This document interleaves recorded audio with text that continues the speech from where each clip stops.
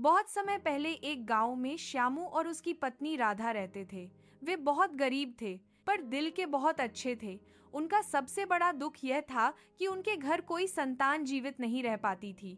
हर बार बच्चा पैदा होता तो मृत जन्म लेता। इस दुख से राधा टूट चुकी थी। उसी गांव से लगे शहर में शिव और उसकी पत्नी दुर्गा का एक अमीर परिवार रहता था। बड़ा मकान, नौकर, चाकर, गाड़ियां, सब कुछ था, बस संतान का सुख नहीं था। दोनों की जिंदगी धन दौलत के बीच भी उदासी से भरी थी। एक तूफानी रात को किस्मत ने दोनों परिवारों की जिंदगी बदल दी। गांव के अस्पताल में राधा ने 2 जुड़वा बेटियों को जन्म दिया, पर प्रसव के तुरंत बाद वह चल बसी। उधर दुर्गा ने भी एक बेटी को जन्म दिया, मगर वह बच्ची मृत पैदा हुई। शिव को डर था कि अगर दुर्गा को यह पता चल गया तो वह टूट जाएगी। तभी उसने पास के कमरे में श्यामू को रोते हुए देखा। श्यामू अपनी 2 बेटियों के बारे में सोचकर परेशान था।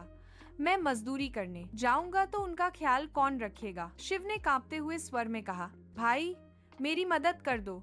अगर तुम अपनी एक बेटी मुझे दे दोगे तो मैं तुम्हें अपने घर पर काम दूंगा। इस तरह तुम दूसरी बेटी की देखभाल भी कर सकोगे और मेरी पत्नी की जान भी बच जाएगी। शोकग्रस्त श्यामू का दिल पसीज गया। उसने अपनी एक बेटी शिव को सौंप दी। इस तरह एक बच्ची अमीरी के घर शगुन बनकर पली और दूसरी बच्ची गरीबी में सिया नाम से बड़ी हुई। समय बीता, सब कुछ ठीक चल रहा था कि अचानक दुर्गा की बीमारी से मौत हो गई। शिव ने दूसरी शादी की। उसकी पत्नी का नाम रेखा राखी था। रेखा कठोर स्वभाव की निकली। उसने शगुन पर अत्याचार शुरू कर दिए। कुछ समय बाद रेखा ने एक बेटे सूरज को जन्म दिया। वह बेटे को खूब दुलारती, मगर शगुन को नौकरानी की तरह रखती।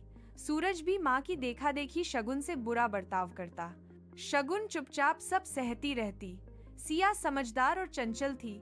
उसने बहन की रक्षा करने की ठानी। एक दिन रेखा ने शगुन से जबरदस्ती काम करवाया।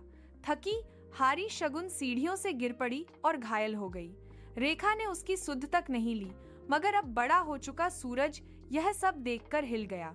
उसने श्यामू को बुलाया और बहन को अस्पताल पहुंचाया। डॉक्टरों ने कहा कि चोटें गहरी हैं, लेकिन शगुन ठीक हो जाएगी। श्यामू की आंखें नम थीं। उसने मन ही मन ठाना कि अब वह चुप नहीं रहेगा। रेखा शगुन पर जुल्म ही नहीं करती थी, बल्कि श्यामू की जमीन हथियाने की चाल भी चल रही थी। यह बात सिया को पता चल गई। उसने गांव वालों को सबूत दिखाए और सच्चाई सबके सामने ला दी। धीरे धीरे सूरज को भी अपनी गलती समझ आई। उसने मां के विरुद्ध जाकर शगुन का साथ दिया। गांव की पंचायत बुलाई गई। सबूत और गवाह देखकर सब स्तब्ध रह गए। शिव ने शर्मिंदा होकर रेखा को घर से निकाल दिया। वह सबके सामने श्यामू से माफी मांगते हुए बोला, भाई, मैंने तुम्हारी बेटी को बचाने का वादा किया था, पर मैं उसे बचा न सका। अब मैं अपना वचन पूरा करूंगा। शगुन मेरी भी बेटी है और तुम्हारी भी। गांव वालों ने भी शगुन और सिया की हिम्मत की सराहना की। समय के साथ शगुन पढ़ाई में बहुत आगे बढ़ी। सिया उसकी सच्ची साथी बनी। सूरज ने भी बहनों का साथ दिया और अपनी माँ की गलतियों का प्रायश्चित किया। शिव और श्यामू ने मिलकर गांव में एक स्कूल बनवाया, ताकि कोई बच्चा शिक्षा से वंचित न रहे। और इस तरह जहाँ कभी आंसू और अन्याय था, वहाँ अब खुशियों की किरणें फैल गईं। सच्चाई और त्याग कभी व्यर्थ नहीं जाते। चाहे हालात कितने भी कठिन हो, प्यार और ईमानदारी हमेशा जीतते हैं।